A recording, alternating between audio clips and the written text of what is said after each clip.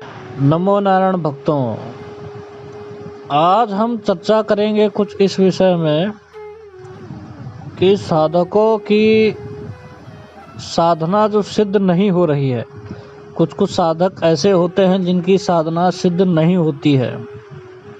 उनके लिए मैं एक ऐसा उपाय दूंगा कि उनकी 101% साधना सिद्ध होगी, अगर सही ढंग से वह साधना कर रहे हैं, सही मंत्र का उच्चारण कर रहे हैं, तो एक ही बारी में साधना सिद्ध हो जाएगी। पहला, कोई भी मंत्र जब पढ़ते हो उसमें यदि गुरु की शक्ति लगी हो तो वह मंत्र जरूर सिद्ध होगा ही होगा। पहली बात, गुरु के प्रति, जो भी तुम्हारे गुरु हैं उनके प्रति विश्वास अटूट होना चाहिए, क्योंकि जब तक व्यक्ति गुरु धारण नहीं करेगा उसकी साधना सफल नहीं होगी, और जब तक वह गुरु उसको शिष्य नहीं मानेगा उसकी साधना सफल नहीं होगी।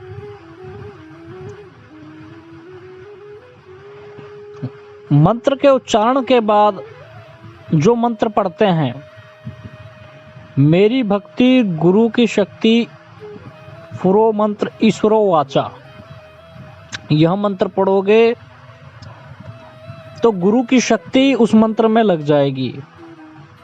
ध्यान से समझना मेरी इस बात को। जब व्यक्ति साधना में बैठा होता है, अनेक प्रकार की शक्तियां उसको भ्रमित करती हैं और उसकी साधना में रोक लगाने की कोशिश करती हैं। वह कोई भी साधना पे बैठा हो, वह प्रेत साधना पे बैठा हो, देव साधना पे बैठा हो, कोई भी साधना पे बैठा हो, आसपास की शक्तियां वह साधना रोकने की कोशिश करती हैं कि व्यक्ति उसमें सफल ना हो।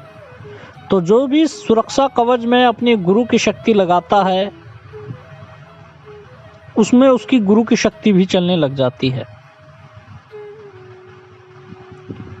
साधना के समय व्यक्ति के खराब विचार आना, साधना में मन ना लगना, यह भी साधना से भटकाने का कारण होता है और ये भारी शक्ति करती हैं।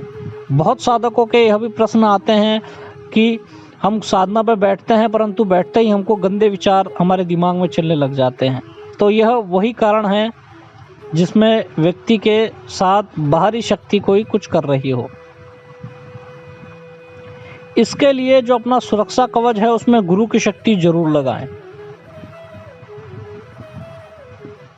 और यदि बड़ी साधना पे बैठ रहा हो तो मंत्र जाप कुछ इस प्रकार करे, मेरी भक्ति गुरुओं की शक्ति फुरो मंत्र ईश्वरो वाचा। इसमें तुम्हारे गुरु की शक्ति भी लगेगी और जो गुरु के गुरु होंगे उनकी शक्ति भी लगेगी। तो 101% व्यक्ति कभी भी अपनी साधना पे विफल नहीं होगा, क्योंकि उस व्यक्ति ने अपने गुरु की शक्ति भी लगाई है और अपने गुरु के गुरुओं की शक्ति भी लगाई है। तो साधना विफल होने का 1% भी चांस नहीं रहता है, अगर व्यक्ति मंत्र जप सही कर रहा है, विधि विधान से कर रहा है, गुरु के आदेश अनुसार कर रहा है। अगर इन नियमों का पालन व्यक्ति करता है तो 101% उसकी साधना सफल होगी ही होगी।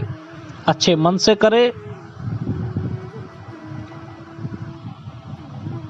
कोई साधना छोटी हो तो उसमें गुरुओं की शक्ति ना लगाएं, उसमें मात्र गुरु की शक्ति लगाएं। कोई शमशान में बैठ के साधना कर रहा हो, नई साधना कर रहा हो, तो उसमें इस्तेमाल करें मेरी भक्ति गुरु के गुरुओं की शक्ति फुरो मंच,